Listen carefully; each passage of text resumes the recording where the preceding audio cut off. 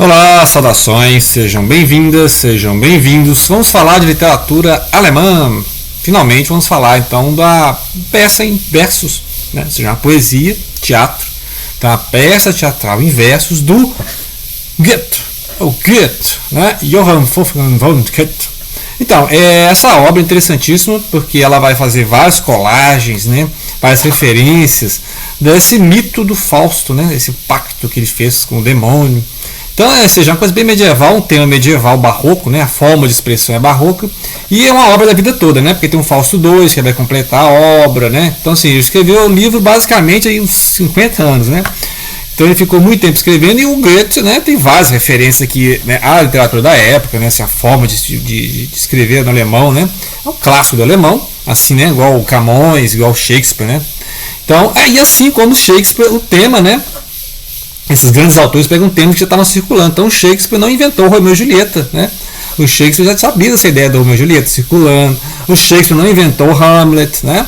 Ele usou essa, né? Já circulava essas histórias. Então, a mesma coisa, a história do Fausto, né? Inclusive tem a versão do Marlowe, né?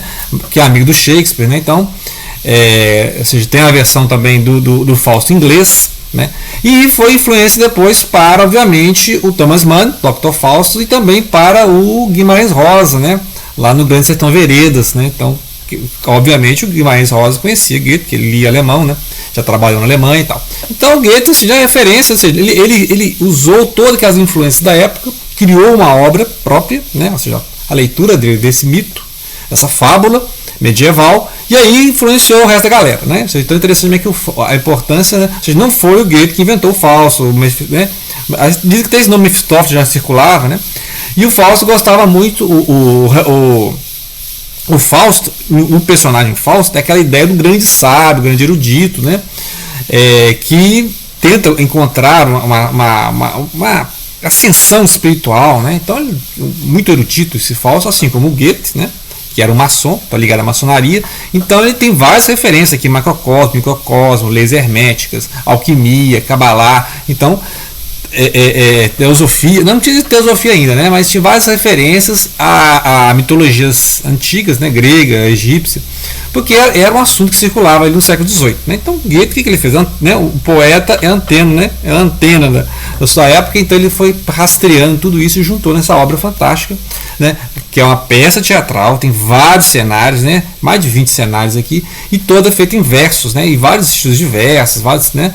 Então, muita influência barroca. Essa ideia, por exemplo, do prólogo do teatro. O prólogo do teatro te lembra de cara que você está no teatro, né? Porque é aquela ideia lá do Caldeirão de la Barca, né? Aquela ideia que o mundo é um teatro, né? O mundo é um teatro, então já vai. O Shakespeare, a mesma coisa, fala, né?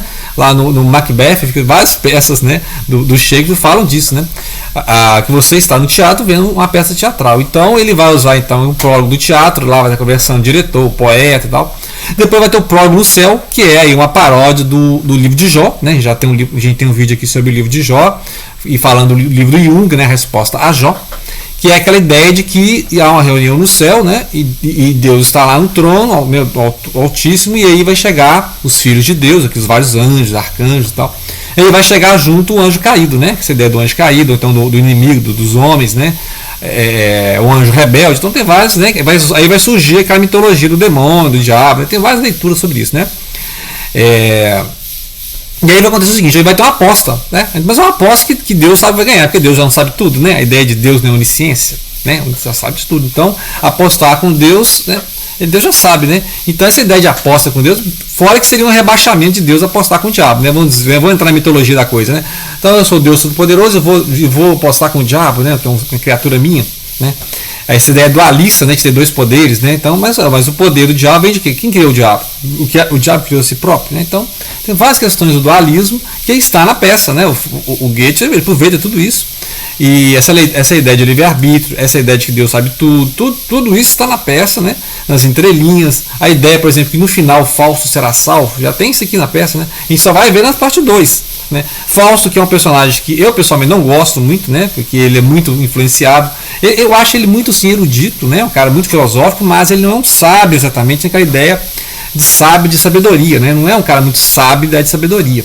Falta, né? Ou seja, ele tem erudição, ele tem filosofia, conhece alquimia, só que ele não é uma pessoa sábia, né? Ele não sabe tomar boas decisões. A ideia de sábio. A gente já falou isso na literatura indiana, tem muito disso, né? Você tem a figura lá dos eruditos, os brahmanes, que conhecem muito lá o Vedantas e tal, né? Conhecem lá o Bhagavad Gita e tal, mas não praticam, não sabe praticar e não sabe trabalhar com aquilo, né? Se ele sabe trabalhar com aquilo e fazer boas questões e práticas, ele já começa a ser um iniciado, um filósofo, mas não é um sábio. O sábio é o guru, né? O sábio é o guru, é aquele que vai ser um líder espiritual para si e para os outros. O sábio ele vai ter sabedoria em si e vai transmitir. E o sábio geralmente nem precisa ser um cara erudito, né? Pode ser um analfabeto, né? Então, a questão de o Riobaldo atinge o nível de sabedoria, mesmo sendo, né, um semi-analfabeto, assim, tem poucas letras, né? O Riobaldo não é um doutor, né, em letras, né? Mas ele faz altas tiradas ali, né? Apesar que o Riobaldo é um personagem também, né? Então, no Riobaldo, na verdade, é como se o Guimarães Rosa se imaginasse como um jagunço, né? E aqui é o Goethe se imaginando como um doutor da Idade Média. Então, o Goethe é um cara pós-iluminismo, né, romantismo, né, aquela ideia lá do proto-romantismo mesmo, né, e classicista, era um classicista. Então, o Goethe está se imaginando vivendo na Idade Média, porque por mais que a obra seja ali final do século XVIII, ela volta ao clima de Inquisição lá do século XV, XVI, barroco, né? Século XVII. Então, a obra não tem nada assim, é iluminista na forma de olhar, né? É iluminista, a obra é pós-iluminista, obviamente, né? Mas ele está usando todos os recursos do barroco, né? Do medievalismo, várias referências à Idade Média, várias referências aos cânticos gregorianos medievais, né? Então, é uma obra que vem durante a Idade Média, só que ela é relida e reescrita pelo olhar de um pós-iluminista, né? Que é um homem super erudito, né? Uma erudição fantástica, que tinha o Goethe, né?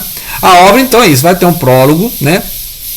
No teatro, vai ter um prólogo do céu, depois vai entrar as falas, os monólogos do Fausto, né? Tipo um livro de Jó mesmo, né? Lembra o livro de Jó? Eu estava relendo o livro de Jó, lembra os monólogos do Jó, né? E aí vai ser aquela aposta. Então o Mefistófeles vai tentar a alma do Fausto para ver se ele faz o pacto, e ele faz, né?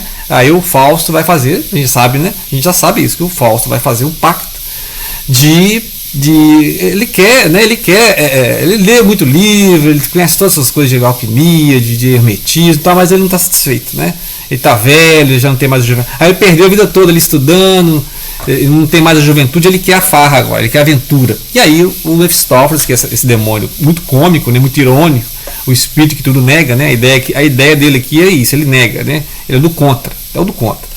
Então esse demônio do livro aqui é o do contra, e ele vai dar isso ao Fausto, né? Ou seja, vai dar a curtição, né? Vai dar. E aí vai ter as cenas no bar, cenas de festa. O Fausto vai voltar à sua juventude, podemos dizer assim, vai se rejuvenescer, né? E aí ele vai seduzir uma moça, a Gretchen. A Gretchen é a grande. Aí, na verdade, eu leio aqui a Gretchen como que fosse a Jó mesmo na história, porque é ela que sofre, né? Enquanto o Fausto está na regalia ali, né? Vendo lá as festas das bruxas. Então, assim, é muito às vezes as cenas são muito cômicas, muito trágicas, né? O trágico é a morte da Gretchen, né? A Gretchen é que sofre, né? Porque na verdade ela vai ter um filho do Fausto, ele não vai assumir a criança, né? Ela vai matar a criança. E aí dizem que na biografia do Goethe teve isso, né? Um caso da mulher que matou a criança. Então são temas pesadíssimos, né? Eu pessoalmente não esperava, quando eu li a primeira vez, uns 20 anos que eu li o Fausto, eu não esperava a redenção do Fausto, né?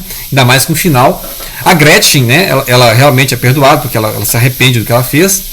Então a Gretchen tem aquele grande, né, o ápice no final do livro, acaba o livro com a morte da Gretchen.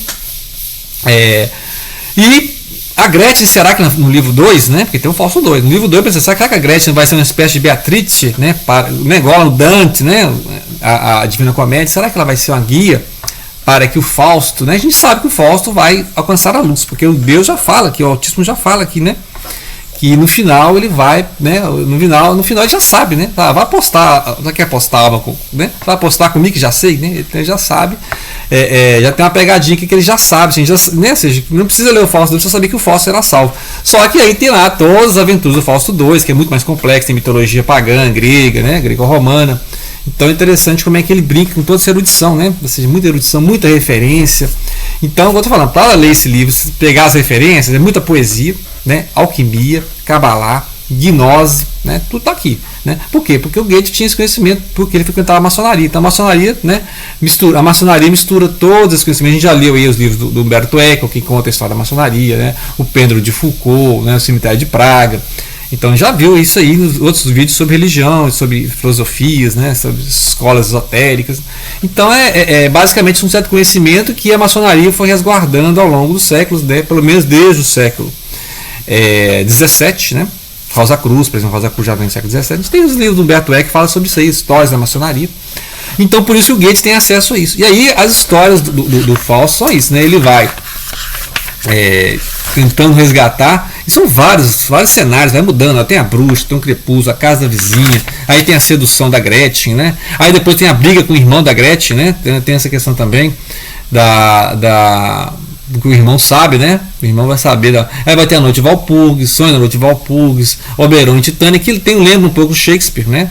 Por isso que o pessoal compara muito Goethe ao Shakespeare, que tem umas coisas que lembram muito, inclusive na época do Goethe, que redescobriram Shakespeare, né? Lembrar que no século XVII que imperava era o teatro francês, né? Aqueles três grandes lá, que eu nunca lembro o nome dos caras, os três grandes, né, do teatro francês lá do século XVII, né? E aí o Shakespeare, né, que morreu no início do século XVII, 1600 e pouco, ficou esquecido ali um bom século, né? Ficou um século esquecido lá em meados do século XVIII, né? Antes do romantismo, portanto, né? Antes do romantismo, portanto, é que o Shakespeare foi redescoberto, né? Graças a várias traduções em traduções alemãs, e o pessoal que encenava essas peças. Basta ler lá Os Anos de Aprendizagem do Wilhelm Meister, que é a obra do Goethe também, que vai mostrando isso, né? Aquela fascínio que eles tinham pela obra do Shakespeare, que eles conheciam não lendo, mas interpretada por aqueles grupos de atores e atrizes que iam de castelo em castelo, burgo em burgo, não é isso? Feudo em feudo, de castelo em castelo, cantando, né, para os nobres, né, para quem podia pagar ali, né? Ou então até para os populares na praça, que tinha um teatro de marionetes, né? Que foi até na época do Goethe, o Goethe gostava muito disso. Então é interessante também que é uma colagem, né? Não vou aqui analisar cena por cena, mas é uma colagem. Eu fico imaginando o trabalho que é encenar isso aqui, né? As mudanças de, né? E a personagem realmente que eu mais, os outros personagens que são meio, o Fausto, né? Ele é meio caricatural. O Mephistófeles não precisa dizer que é uma ironia total, né? Esse diabo que é cômico, né? O diabo cômico, que é totalmente diferente do diabo do Paradise Lost, do Milton, né? O John Milton. O diabo do Paradise Lost é um diabo byrônico mesmo, né? Você lembra, adiantou o Byron, né? E o Blake, né? Então a linhagem do diabo trágico, né? O Satanás trágico é aquela lá do Milton, do Blake, né? O Byron, Lord Byron e tal. Esse aqui é a linha do diabo cômico, né? O diabo de festas populares na praça ali, né? É o diabo cômico, né? O diabo que causa riso. Então o Mephistófeles não é o mesmo Lúcifer lá do Paradise Lost, né? O Paraíso Perdido do John Milton, século XVII, né? Então tem essa, né? Vamos, né? Tem várias versões do diabo, né? Porque é um personagem mitológico, então você faz a versão que você quiser. E aí vai no final, então vai ser a grande tragédia, a personagem que vai sofrer, né, essa brincadeira toda vai ser a Gretchen, que vai ser seduzida por um falso que não vale nada, um cara que vale nada, né, que está ali apenas desfrutando poderes que ele tem, vendeu a alma, né, então ele não está nem aí, né. Então ele seduz a moça e abandona a moça morre ali, né, depois de cometer um crime, ela morre na prisão. Então eu não tenho nenhum tipo de simpatia por esse Fausto aqui, né? Não sei se o Goethe. Agora é muito bem escrito, o personagem é bem criado, é uma alegoria, obviamente, aquela ideia do homem, né, ambicioso, né? A questão ímpeto do Fausto é justamente o homem ambicioso, quer ter a sabedoria, só que há algum mérito no humano para ele alcançar a sabedoria, né? Ou é uma graça divina? Né? Então todo conhecimento de Deus vem de revelação, ou há algum mérito, algum estudo que leve, né? O cara vai ficar 60 anos estudando sobre Deus, né? A teologia, né? Se é que é possível isso, teologia, estudar Deus. É possível uma gota estudar o oceano, né? Nós somos gotas estudando o oceano, né? É possível uma folha de uma árvore entender a floresta amazônica, né? Então é isso que nós estamos aqui, nós somos pequenas folhas tentando entender a floresta amazônica. E aí é possível então conhecer Deus sem uma graça divina? Então essa é outra questão, né? Então são várias questões, a gente pode ficar aqui horas, né? Porque um clássico nunca será esgotado, não é isso? Ítalo Calvino, né? Estou falando centenário do Ítalo Calvino. Então a obra clássica que você vai ler geração em geração e não se esgota, né? Porque é justamente isso, é uma obra clássica, certo? Então, grato pela atenção, não deixem de compartilhar.